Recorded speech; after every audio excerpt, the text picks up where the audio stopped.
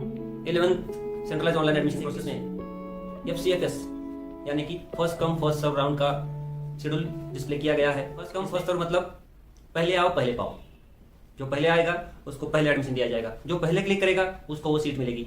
इस simple principal पे ये FCFS राउंड चलने वाला है। तो ये FCFS राउंड में क्या है इसके बारे में हम आगे देखेंगे। इसमें कौन कौन सी सावधानियां बरतने की जरूरत है और एक्चुअली स्टूडेंट एप्लीकेशन कैसे करना है इसके बारे में भी इस वीडियो में आपको जानकारी मिलेगी। FCFS राउंड में अलॉटमेंट किस तरह से होने वाला है। पहले वाले राउंड में क्या था, पहले पार्ट 1 भरो, उसको फाइनलाइज होने के बाद पार्ट 2 भरो, उसमें कॉलेजेस की लिस्ट आती थी, उसमें प्रेफरेंस दे दो और लॉक करने के बाद सिस्टम अलॉट करता था और एडमिशन के लिए समय दिया जाता था। लेकिन इस राउंड में पार्ट 1 है, पार्ट 1 फाइनलाइज होना ही जरूरी है, लेकिन पार्ट 2 ऑप्शन फॉर्म है नहीं, इसमें प्रेफरेंस आपको देने नहीं है, सिस्टम आपको अलॉट नहीं करने वाला। इसमें क्या है, इसमें कॉलेजेस आपको सामने दिखेंगे, उस कॉलेज में कितनी सीट खाली है ये दिखाई जाएगी और उस सीट को आप चूज करेंगे और उसी समय आपने चूज करने के उसी समय सिस्टम आपको कंफर्म करेगा कि ये सीट आपको मिल रही है या नहीं मिल रही।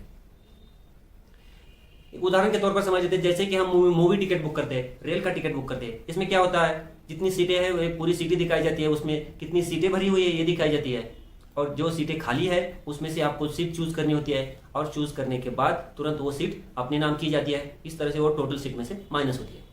कभी कभी ऐसा होता है एक ही सीट है और 4 लोग मांग रहे हैं, तो एक सीट किसको दी जाएगी, जो पहले जाएगा उसको दी जाएगी। इसी तरह अभी भी FCFS में यही होने वाला है। जिस कॉलेजेस में सीट्स कम है उस कॉलेज की सीट मांगने के लिए जो पहले जाएगा, कॉलेज में नहीं जाना है, सिस्टम पे ऑनलाइन लॉग इन करके आपको वो सीट की जो पहले क्लिक करेगा उसको वो सीट मिलेगी, बाकी के बच्चों को वो सीट नहीं रहेगी। इस तरह से चलने वाला है। FCFS राउंड का प्रोसीजर क्या है, उनका टाइम टेबल क्या है, इसमें स्टूडेंट्स की कैटेगरी किस तरह से की गई है, उस कैटेगरी का यूज क्या है और कौन सी कैटेगरी के लिए अप्लाई करने का समय कौन सा है, ये डिटेल में अभी जानते हैं। FCFS राउंड में पार्टिसिपेट करने के लिए सभी बच्चों को एक साथ नहीं बिठाया जाएगा। तो क्या करेंगे, उसकी कुछ कैटेगरी की है, वो कैटेगरी इस तरह से है। तकरीबन 7 कैटेगरीज की गई है, ये मेरिट के हिसाब से है। इस टाइम टेबल मतलब हर कैटेगरी का राउंड 2 दिन है। पहले दिन एप्लीकेशन और एडमिशन, दूसरे दिन सिर्फ एडमिशन। अब स्टूडेंट के लॉगिन में स्टूडेंट के लॉगिन में जाने के बाद स्टूडेंट को क्या करना है, किस तरह से वो अप्लाई किया जाता है, स्टूडेंट लॉगिन में कौन कौन से ऑप्शन होंगे और कौन कौन से टैब है, कौन सा टैब क्या काम करेगा और किस तरह से अप्लाई किया जाता है, अप्लाई करने के बाद कौन कौन सी प्रोसीजर है, ये भी आपको ये वेबसाइट आएगी। उसके बाद आप स्टूडेंट लॉगिन करने के बाद ऐसी स्क्रीन आपको आएगी। यहाँ पर डैशबोर्ड है, डैशबोर्ड में पहला ही टैब लेफ्ट साइड में आपको दिखेगा first come first serve. First come first serve में 2 सब टैब है, participate in FCFS, cancel allotment of FCFS। Cancel allotment of FCFS के बारे में बाद में डिस्कस करेंगे।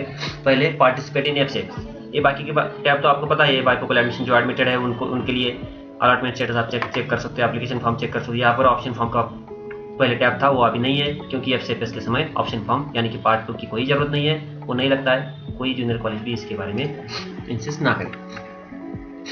तो फर्स्ट कम फर्स्ट सर्व में पार्टिसिपेट इन FCFS यहाँ पर क्लिक करें। समझ लो जिन बच्चों का फॉर्म वेरीफाइड है, पार्ट 1 वेरीफाई है, वही बच्चे पार्टिसिपेट कर पाते हैं। तो स्टूडेंट को लॉगिन करने के बाद पार्टिसिपेट इन FCFS ये क्लिक करो। पार्टिसिपेट इन FCFS करने के बाद यहाँ पर 3 ऑप्शन है सर्च के, search by stream code, search by UDISE code और search by stream media.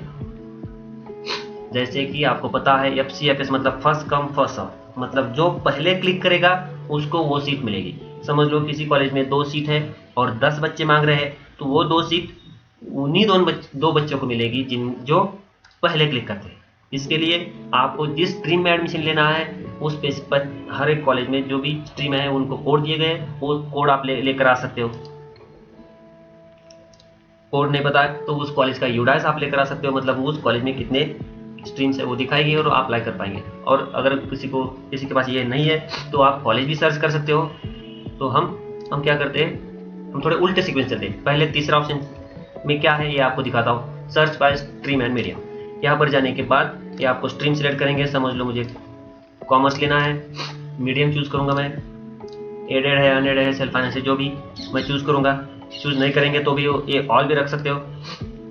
Zone में मुझे कौन से जोन में से कॉलेज चाहिए, उसमें से कौन सा एरिया, ये आप चूज़ कर सकते हो। और सर्च करने के बाद उस स्ट्रीम की जितनी भी कॉलेजेस है ये आपको दिखाई जाएगी और उस कॉलेज के ये जो कोड है ये स्ट्रीम कोड होता है। ये कॉलेज का नाम है, स्ट्रीम है, स्टेटस है, फीस कितनी है ये दिखाएंगे, और यहाँ पर वैकेंट सीट भी दिखाई जाएगी। जितनी सीट वैकेंट है वो आपको दिखाई जाएगी। अगर सीट यहाँ पर वैकेंट रहेगी तो ही आपको अप्लाई बटन आएगा। समझ लो मुझे ये कॉलेज में अप्लाई करना है तो मैं यहाँ पर अप्लाई करूँगा। अप्लाई करने के बाद ये सिस्टम आपको ऐसा मैसेज देगा, congratulations you have been allotted in अमुक कॉलेज। मतलब आपको अलॉटमेंट हो गया। तो आपको इसके आगे क्या करना है, ओके करने के बाद आपको ये सिस्टम अलॉटमेंट लेटर दिखाएगा। ये अलॉटमेंट लेटर है। अगर आपको ये ठीक लग रहा है तो आपको प्रोसीड फॉर एडमिशन करके कॉलेज में एडमिशन लेने के लिए जाना है। ये सिस्टम आपको फिर से दिखाएगा कि आपको प्रोसीड फॉर एडमिशन करने के बाद एडमिशन कैसे लेना है और कब तक लेना है, ये भी दिखाएगा।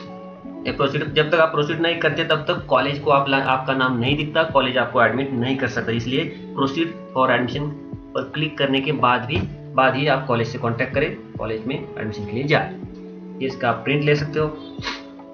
इस तरह से आप अप्लाई करेंगे। तो फिर से अगर पार्टिसिपेट इन FCFS, इसमें मैं फिर से एक बार क्लिक करता हूँ, क्या होता देखता हूँ। पार्टिसिपेट इन FCFS में मैंने ऑलरेडी अप्लाई कर दिया है। Sorry you have already participated in FCFS। मतलब एक बच्चा एक ही बार अप्लाई कर सकता है। अगर उसको अलॉटमेंट मिलता है तो सिस्टम उसको दोबारा से अलाउ नहीं करता। लेकिन आपने अप्लाई कर दिया और आपका मन बदल गया, नहीं मुझे चेंज करना था। एडमिशन के पहले बोल रहा हूँ, एडमिशन लेने के बाद नहीं। अगर मैंने अलॉटमेंट ले लिया और मुझे लगा कि मुझे कॉलेज चेंज करना, तो ये दूसरा टैब है, कैंसिल अलॉटमेंट ऑफ FCFS। तो आपने जो भी अलॉटमेंट अभी लिया था वो कैंसिल कर सकते हो। किस रीज़न से वो आप लिख सकते हो, नहीं लिखेंगे तो भी कोई बात नहीं। कैंसिल अलॉटमेंट ऑफ FCFS, ये सिस्टम आपको फिर से पूछेगा आप कैंसिल करना चाहते हो, यस करेंगे तो आपने जो भी अभी अलॉटमेंट लिया था वो कैंसिल हो जाएगा और वो सीट रिलीज हो जाएगी किसी दूसरे बच्चे के लिए। ठीक है, अब आप फिर से अप्लाई कर पाओगे पार्टिसिपेट इन FCFS। अब यूडाइस के हिसाब से ट्राई करते हैं। मतलब आपको एक ही करना है, तीनों ट्राई नहीं करना है, आपको डायरेक्ट अप्लाई करना है। आपका समय कैसे बचता है मैं दिखा रहा हूँ। अगर आप यूडाइस पर से सर्च करेंगे, इसमें क्या होता था, बहुत सारे क्राइटेरिया थे, बहुत सारी कॉलेज की लिस्ट दिखती थी, तो ये समय बचे, इसलिए सर्च बाय यूडाइस करेंगे। तो सर्च बाय यूडाइस करने के लिए क्या चाहिए आपको, उस कॉलेज का यूडाइस नंबर आपके। इस तरह से मैंने यूडाइस नंबर डाल दिया है। तो इस सिस्टम क्या करेगा, उस कॉलेज में जितनी भी स्ट्रीम है वो सब आपको दिखाएगा। और क्या दिखा रहा है इधर, इस कॉलेज में 3 स्ट्रीम है, आर्ट्स है, कॉमर्स है, साइंस है, लेकिन कॉमर्स और साइंस में नो वैकेंसी दिखा रहा, मतलब वैकेंसी नहीं है, आप अप्लाई नहीं कर सकते। जिसमें वैकेंसी है उसी में आप अप्लाई कर सकते हो। तो आपको लगा इस कॉलेज की वैकेंसी खत्म हो गई है, बाकी के बच्चों ने क्लिक कर दिया है, तो आपको दूसरा कॉलेज चूज करना चाहिए। मैंने दूसरा कॉलेज चूज किया। इस तरह से सर्च करने के बाद यहाँ पर तो कोई वैकेंसी है नहीं, और एक कॉलेज का यूडाइस नंबर मेरे पास है, तो वो भी मैं ट्राई करूँगा। तो यहाँ पर भी ये तीसरा कॉलेज है, यहाँ पर एक स्ट्रीम है, लेकिन यहाँ पर भी वैकेंसी नहीं है। तो इस तरह से आपको कम से कम 10 कॉलेजेस चूज करके रखने चाहिए कि पहले में वैकेंसी नहीं है तो मैं दूसरा ट्राई करूँगा, दूसरे में नहीं है तो तीसरा ट्राई करूँगा। अगर आप यहाँ पर आने के बाद अगर आपके पास यूडाइस नहीं है तो कोई बात नहीं, आप यहाँ पर सर्च कर सकते हो, लेकिन उसमें समय चला जाएगा, देर होती जाएगी, बाकी के बच्चे क्लिक करते जाएंगे, इसलिए ये यूडाइस का ऑप्शन दिया गया है। और इससे भी कम समय में स्ट्रीम कोड है। स्ट्रीम कोड मतलब हमने अभी देखा कि इस कॉलेज में 3 स्ट्रीम है, तो आपको ये तीनों दिखाई जाएगी। लेकिन ये अगर मेरे पास ये स्ट्रीम कोड होता तो मुझे पता है कि मुझे इसी स्ट्रीम में इसी कॉलेज में एडमिशन लेना है, तो वो स्ट्रीम कोड मैं लेकर आऊँगा। Stream code search by stream code करूँगा और यहाँ पर कोड डालने के बाद मैं सर्च करूँगा तो मुझे वही कॉलेज की वही स्ट्रीम दिखेगी, बाकी के फालतू कुछ नहीं दिखेगा, बाकी स्ट्रीम नहीं दिखेगी, बाकी के कॉलेज का नाम नहीं दिखेगा। तो ये स्ट्रीम कोड के हिसाब से सर्च करने के बाद मुझे ये स्ट्रीम आएगी, 6 जगह है, तो मैं अप्लाई कर पाऊँगा। मैं अप्लाई करूँगा, सिस्टम मुझे बोलेगा कि आपको ये सीट मिल गई है, मुझे सिस्टम अलॉटमेंट लेटर दिखाएगा, मैं प्रोसीड फॉर एडमिशन करूंगा। प्रोसीड फॉर एडमिशन करने के बाद समय मुझे दिखाएगा कि आपको एडमिशन कब तक लेना है। उस समय के पहले मुझे कॉलेज से कांटेक्ट करके एडमिशन कंफर्म करना चाहिए। तो मुझे अगर फिर से कोई कॉलेज चेंज करना है, मुझे कोई स्ट्रीम चेंज करनी है, मुझे लगा नहीं ये नहीं है, मुझे यहाँ पर जाना था लेकिन ये क्लिक कर दिया, तो आप कॉलेज में एडमिशन करने से पहले क्लिक कर सकते हो। लेकिन ये सभी एक्टिविटी आपकी अप्लाई करने की, कैंसिल अलॉटमेंट करने की, ये सभी एक्टिविटी पहले दिन की है। दूसरे दिन आप ना आप अप्लाई कर सकते हो, ना अलॉटमेंट कैंसिल कर सकते हो। दूसरे दिन सिर्फ आप एडमिशन ले सकते हो। एडमिशन तो पहले दिन भी हो सकता है, उस कैटेगरी के राउंड 2 दिन का है, मैंने पहले ही बता चुका हूँ। अगर बीच में कोई छुट्टी आती है तो उसके लिए 3 दिन दिए गए हैं।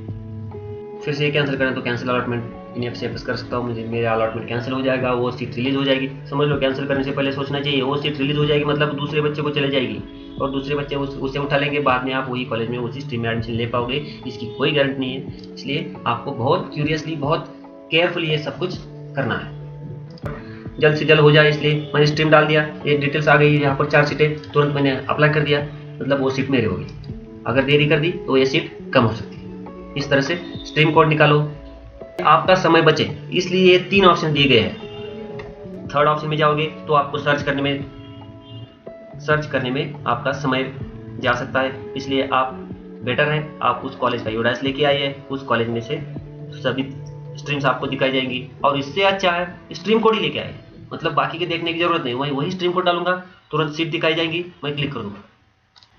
थर्ड ऑप्शन में क्या होता है,